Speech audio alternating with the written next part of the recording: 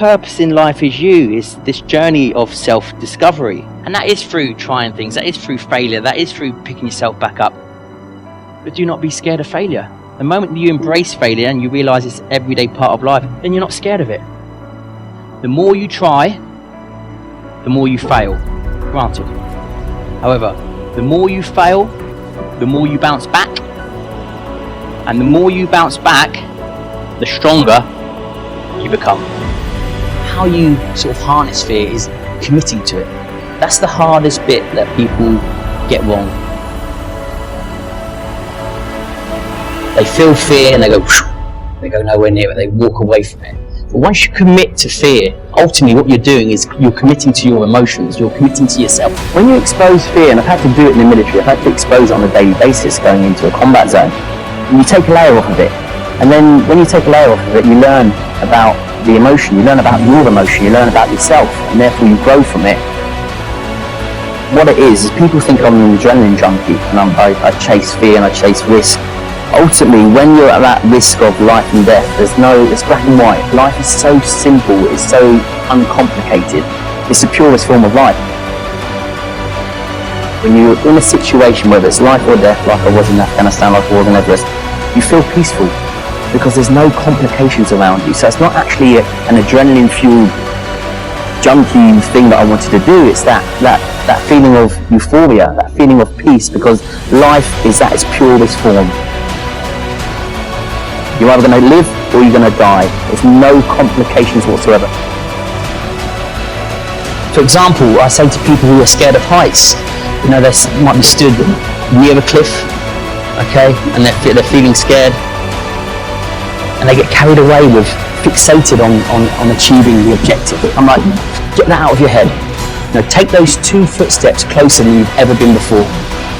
You're exposing fear there. You're taking a layer off of it. You're getting closer and closer to the nut. You're understanding more and more about that emotion, i.e. yourself. A lot of people drain themselves psychologically and physically days before because of fear. I'm very much someone that I don't live in the past, and I certainly don't live in the future. I live in the now. I seize every opportunity now. There's so many bankable moments that we just let go by us on a daily basis. I'm very much someone in the now. I live in the now. So why don't we do it to ourselves? So when your body's asking you a question, the only person that really holds the answer, you can be guided and directed, is yourself. But be honest with yourself, and it will stop you from having a victim sort of mindset, as in, actually, I'm a lot more capable than I thought I was. We're incredible humans, we're capable of so much more. Be honest with yourself, grasp fear and make it work for you.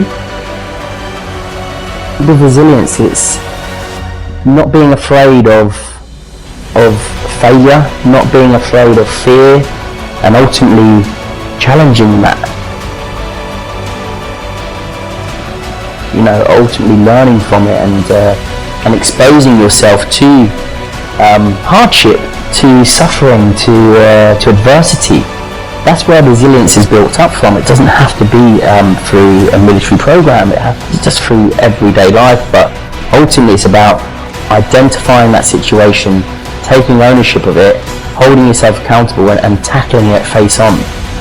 A lot of people shy away, or they have the easy option and they choose the easy option, and therefore you will not build resilience if you do that. The easy option is something in life that's presented to us on a plate, where if you decide to decide to step off that path and to challenge yourself, that's where you build up resilience, because ultimately you expose who you are, you expose your emotions, and you learn to deal with them. That's what resilience is. It doesn't have to be climbing Mount Everest, being in the special boat service, being in the special forces, being in the military. It's about taking on challenges that will challenge you and test you. And that's what life's about. You push those limits, you learn something, you live in this new exciting space. Again, you push it again, you live in this new exciting space, you learn something, you grow. And that's what life's about. It's just constantly just pushing these limits little by little, and because you will learn and you will grow from it.